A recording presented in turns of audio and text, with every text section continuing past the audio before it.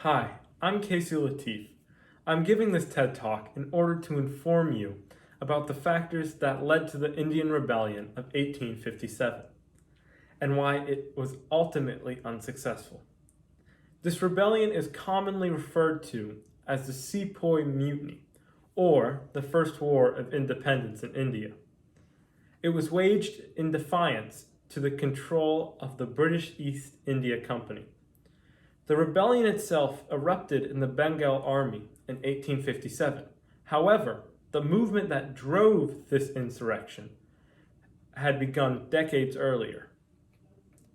Although it is referred to as the Sepoy Mutiny, since it did in fact start in the army, the factors that precipitated this revolution were not all within the military.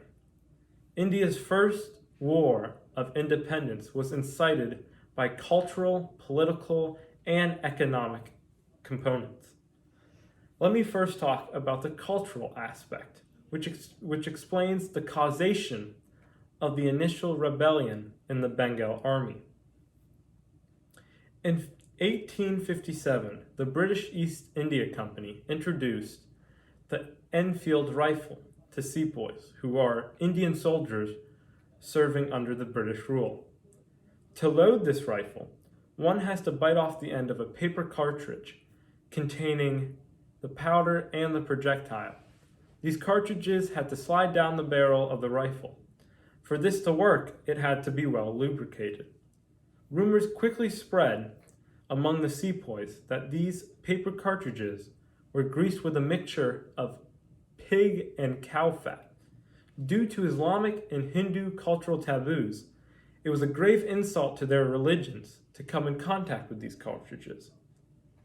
Although the ingredients of the grease cannot be confirmed, this further backed the notion that the British were attempting to erode Indian culture.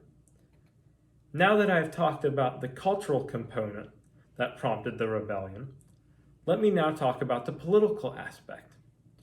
The British used a plethora of tactics to apprehend control of Hindu states that accepted British rule but had an Indian leader. These states were known as princely states. Almost all of the leaders of princely states were replaced by British officials.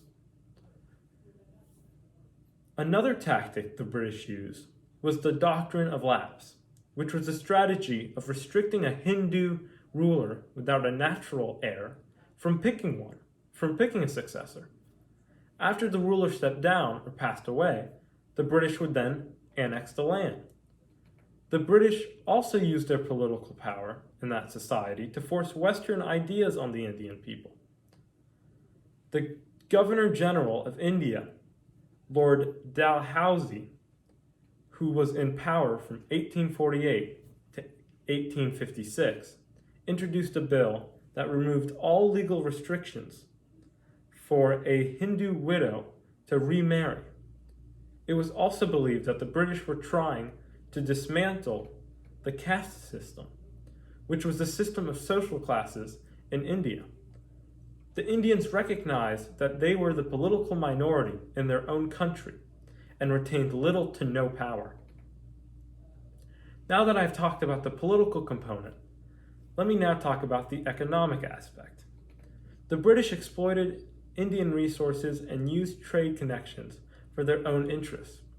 The British East India Company had been trading Indian goods such as cotton, silk, salt, and indigo since the 17th century. Beginning in the 1620s, the company had been using slave labor and transporting slaves to facilities in India. The company acquired Bengal in 1757, and Indian policy was heavily influenced by shareholders of the company until 1773. The British East India Company exploited India's economic resources for centuries. Now let's discuss why the rebellion itself was unsuccessful. The rebellion started in April 1857, when sepoys who refused to use the Enfield rifle for religious reasons were given long prison sentences. These lofty punishments provoked their fellow soldiers to rebel. The mutiny then spread all over northern India. When the mutineers seized Delhi, the British launched 3 major operations to suppress the mutiny. The rebel forces were, of course, no match for the organization of the British military, and peace was declared on July 8, 1859. The British East India Company fomented the Indian Rebellion of 1857, culturally, politically, and economically. Thank you very much.